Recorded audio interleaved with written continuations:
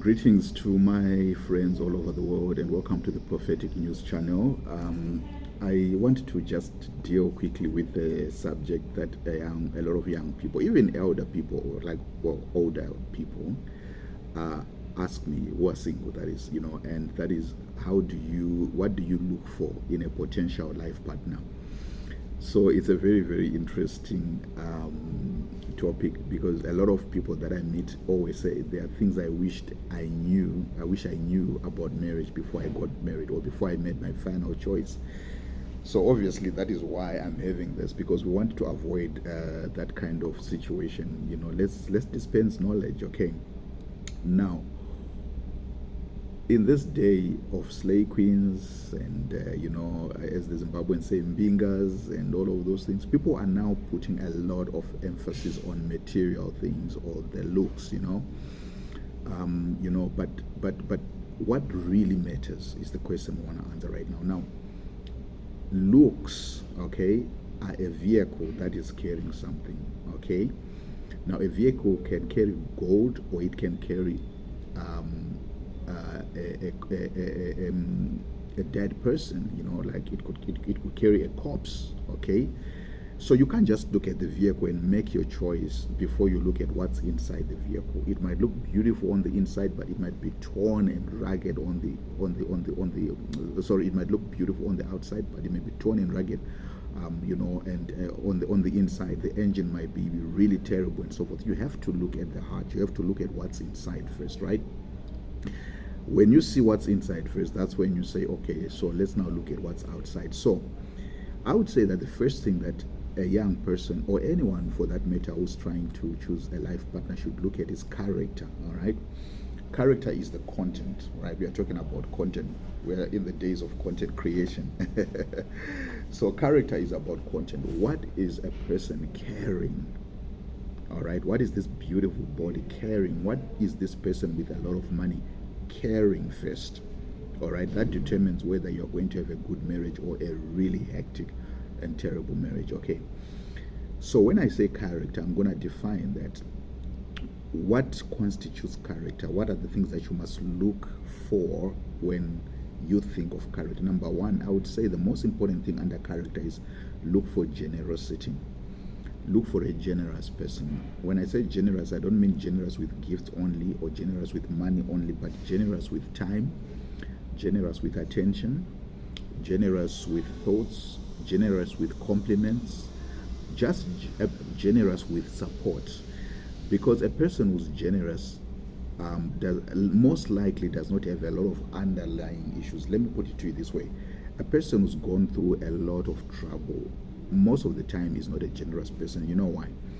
Because they are a lot more focused on the pain that they feel, the hurt that they feel, okay? So giving is not something that comes naturally to a lot of them. Why? Because they need healing. They need to receive healing. They need to receive affirmation. They need to receive treatment. They need to receive a lot of restoration. So they are not in a position to think about others and say, let me be the giver. So generosity many times indicates that a person is whole on the inside. People who are whole are able to give freely, okay? So generosity is very, very important, and I would say that I would put it as number one. Then number two, look for somebody who's at peace with themselves. Look at someone who's at peace with themselves. Now, what do I mean by that?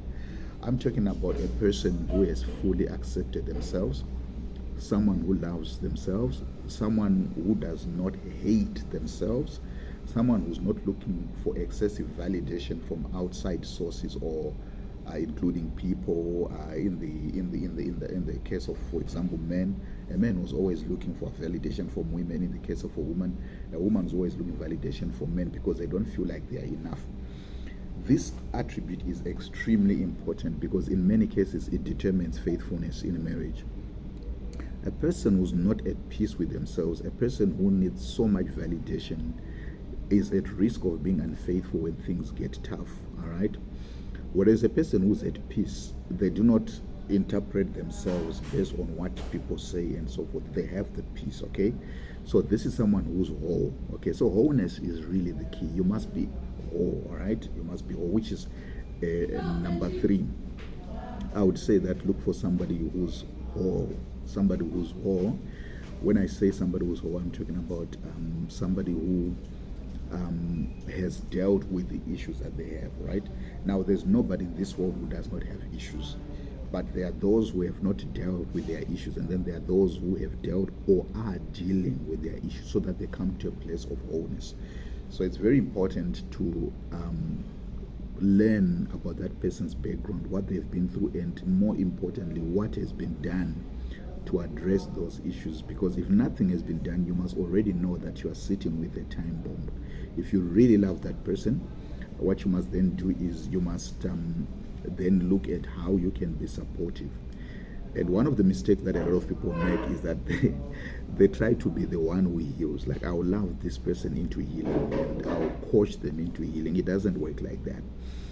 You need to leave that to professionals. The best thing you can do is you have to be supportive to that person, encourage them to seek help and so forth, because you love them. Okay, so it is not true that you should only marry a whole person, but you definitely have to consider the interventions that they are going through to address and bring that wholeness into being, or that brokenness under control. The reason why is because marriage actually amplifies the weaknesses or the issues that we have.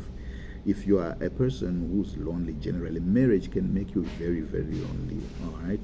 So marriage amplifies. If you're a person who's got anger issues, marriage amplifies that, because now you're sharing your life with somebody 24/7. Okay. So there's no time to hide or run away. Okay. So that's why I say that it is very important. For wholeness, it is important. So those are the things that I would put under character, right? Number 1, generosity. Number 2, someone who's at peace with themselves. Number 3, someone who is whole. So generosity, peace, wholeness. Okay. Then with that, let's look also at a supportive person. Again, if a person is whole, usually a person is generous, usually they'll find it easy to support you in terms of your dreams, your endeavors, and your adventures. Okay, what you want to do. They don't have a problem. They don't feel threatened. They don't feel like they have to compete with you, because your success somehow dims their light. Okay, so after character, now we then look at mentally, right? And under mentally, there I would say look for someone who's a person of wisdom, right? Someone who has who's got wisdom, a person who knows how to acquire knowledge and how to apply knowledge. Okay, people who know how to make good financial decisions, good career choices. Even their choice of friends will tell you a lot. Like, this is a wise person, this is not a wise person. So a person who's forward thinking. Okay, so number 1 is wisdom. Number 2, look for a visionary, someone who's always thinking about what they are going to do with their lives. This is very important, especially for young women.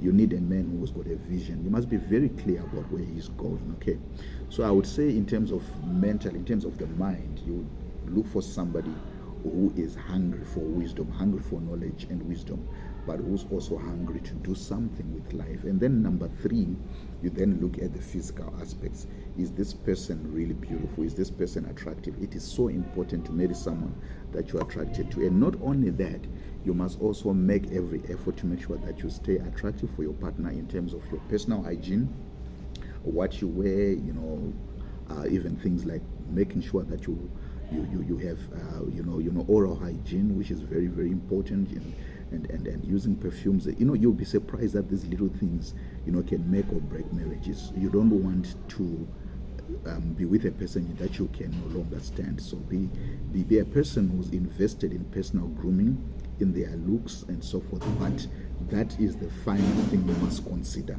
After you consider number 1, character, number 2, the mental aspects, and then number 3, you look then at the body. So under wholeness, obviously, you deal with the emotions as well, to say, are they in control of their emotions? Do they know how to have a conversation without losing it? And can you be patient with them when they are going through that kind of thing? All right.